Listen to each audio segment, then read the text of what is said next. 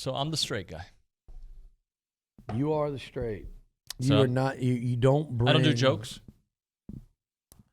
Low energy. No, that's not me. No jokes. Not a lot of smiling.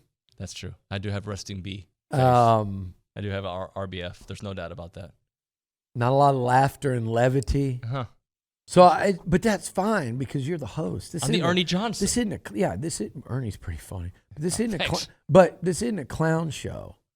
So you are the guy that holds it together and keeps it in the very wide lane that we run in. But I need more. Let me ask you a question. What? All right, because now I'm interested. I need more from the guests. Sure, I get that. But compared to other hosts, and I'm not saying on this show, in general, I would find myself more funny than other hosts. The job of the host is hard to be funny because you're setting others up. I know. That's what I'm saying. But I'm a funny in that room. In the room of host, I'm funny. See, that was funny. Yeah. It's true. See, and you're laughing and you're jovial. I laugh all the time and I fight. That's what I do. Laugh, fight, and fat. You sound like an Italian. Yeah. Hey, let's talk a little. Sound like you could be sitting at my family's dinner table. We should do that. Laugh, fight, by the way, laugh, fight. Your mom, who I love to death, also thought the yellow shirt was disgusting. She did? She commented. What'd she say? She was like, I didn't like it. I forgot. She put it on my Facebook. I didn't like the yellow shirt. Sometimes keep your opinions to yourself, Mom. I opened the door. Nobody asked Dolores what your opinion was on Nuno's banana, overly ridiculous, comically large bacon neck collar shirt. No one asked. Actually, you did ask because you put it on social media. And if it's on Facebook, my mom's going to find a way to go comment. Yeah. Much to my dad's behest. Well, he has no tolerance for her being on any kind of social media with her recipes and whatever else she finds on there. Unscientific poll. It was probably 70% anti-yellow shirt, 30% for it. It was hideous. I mean, even my wife was like, "Yeah, I wouldn't have worn that." Why did she? Elizabeth has style. Like what? But you have style. She thinks this. She goes, "You want to wear it to the gym? That's a great gym shirt." Is it though?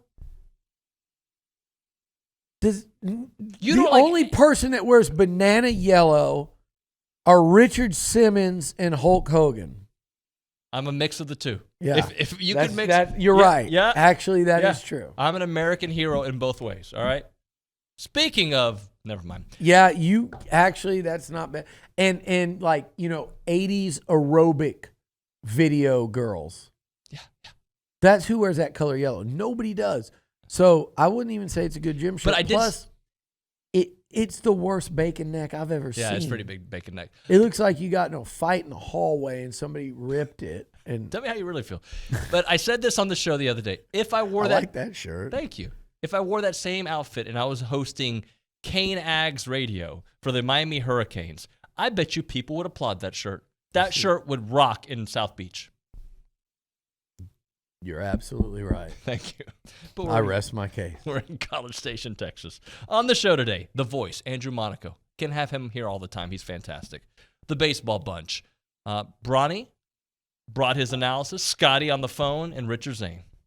A lot of low energy in that room today. That's what got me going. Mark French, always in a great office. He was great. French was very good. Billy Liucci, we like him. Average, but funny. Yeah. Very funny. Very funny. Good singer. Low key funny. Voice is not doing well from all the singing right now from Brooks and Dunn on Wednesday night. I'm more of a Brooks guy than a Dunn guy. Kicks Brooks? Yeah. He sings like 2 songs. I'm more of a Brooks guy. No, you're not. You don't even know what you are anymore. Yeah, Brooks shoes.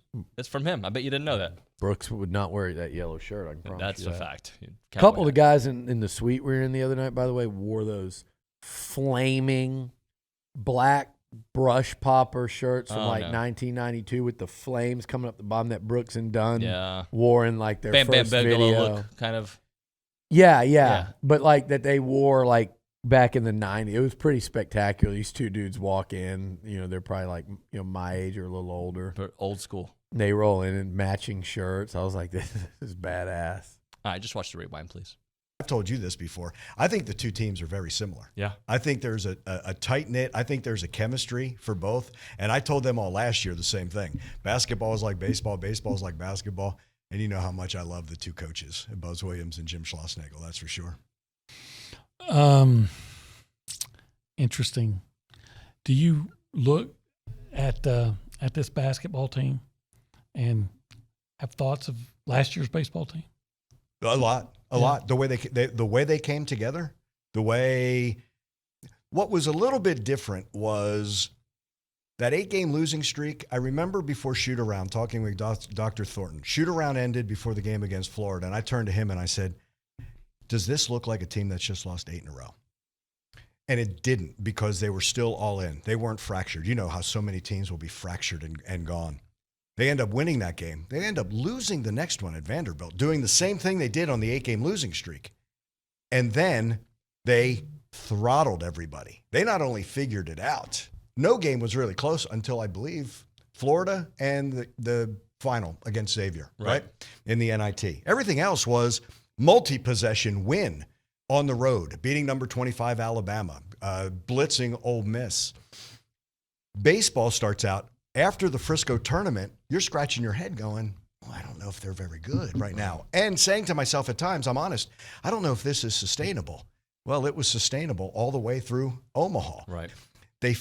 Once it came together, and I'm serious about this, the joy for one another that you could see, whether it's that bench, if someone takes a charge, dives on the floor, whether it was someone drawing a walk, running, advancing a runner. I know all the stuff with Pringles was a lot of fun, but that joy for one another, that's what you could see, and that has absolutely stayed. And I like that last year, what Wade Taylor has done from freshman to sophomore and the leadership. And you know, I've told you before, Quentin Jackson's legacy will be after Wade and Manny Obaseki leave, because he took them under the wing. Sure. Well, all the guys last year who went to Omaha, now it's not Jim Schlossnagle, the only one who can talk about what it's like at Omaha.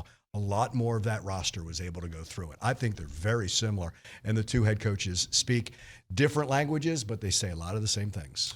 Scotty, what do you think about starting pitching? Obviously, we can start things off with Detmer, but just the trio of guys.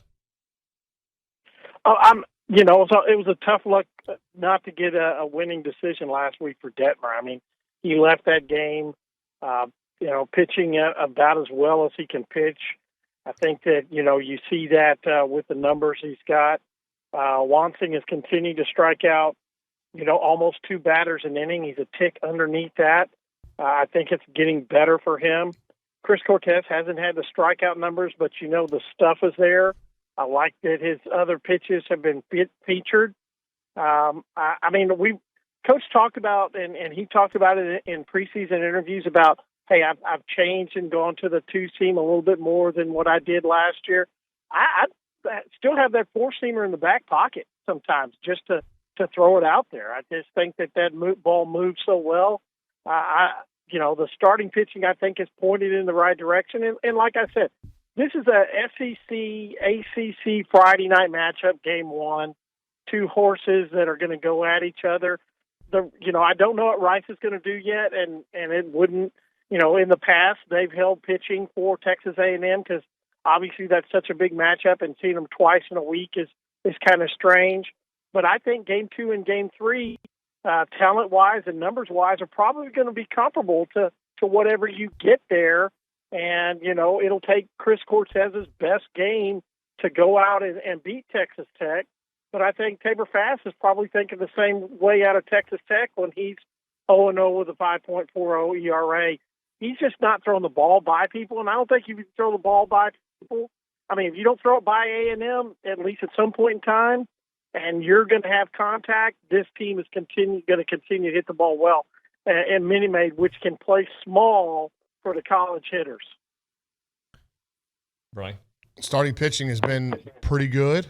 Yes, we want to pay attention to Brandon Miller, but I don't want the other guys to get going. That's how I view it. I'm not sure how the staff will view it, but the kid's really good. I mean, he's like a Paul George starter pack. That's the player comp I've used before.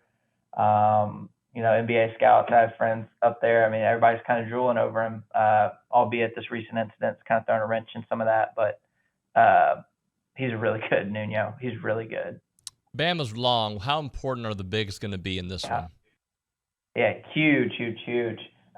Also, guys like guys that are on the wing. So obviously Marble and Coleman going to be super pivotal, but I think guys like Solo and Manny, because of their length and athleticism and explosiveness, I think and Garcia, Andy's going to be important. This is a game where I may be a little hesitant to play Hefner as much. I think Gordon can hang in there. Obviously Wade can play against anybody. But guys like Boots and Solo and Manny, they got to play bigger than their size, which they're all capable of. And we can match them almost athlete for athlete. But they definitely, guards got to rebound this game. That'll be probably a mini game that Buzz will have on the whiteboard prior to the game, is how many guard rebounds you'll get. So I think those are the kind of the things that you'll look for. Guard rebounding, staying out of foul trouble will be very important. Who's going to be the first to the bonus? And also, just coming out with an excitement to play. Bama doesn't really have a ton to play for.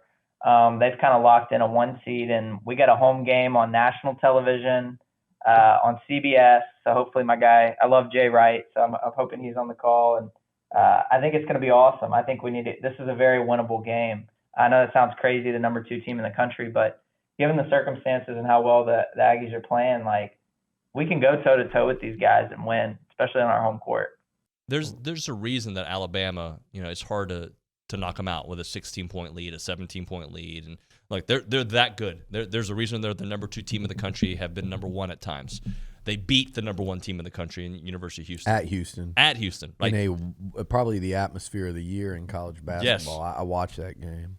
So there's a reason, but I feel good because the way this team plays at home, A. Yeah. B, I feel like they still have something to prove mentality, as opposed to being okay with being the 2 seed already.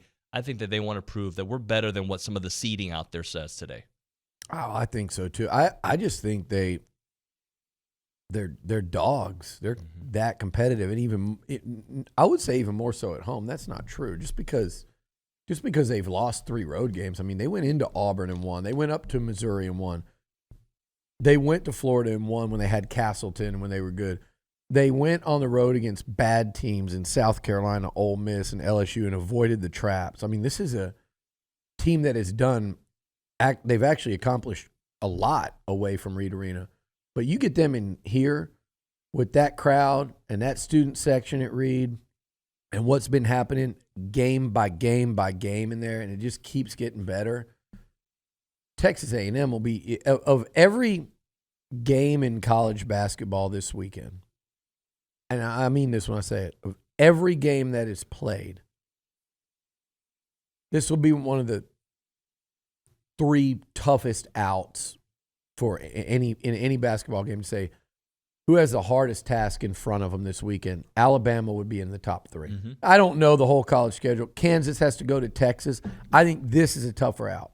Yep. I think A&M and Texas are actually, even though Texas is in the top 10 there, I think the Aggies and Longhorns would be, and who the hell knows, they might set this up, would be a very competitive basketball game, a very evenly matched 40-minute war. All right, everybody. Like, comment, subscribe. Tell them bye, Billy. Like, comment, subscribe, sign up. Nick's got some kind of problem in the back where we have to hurry. Bye.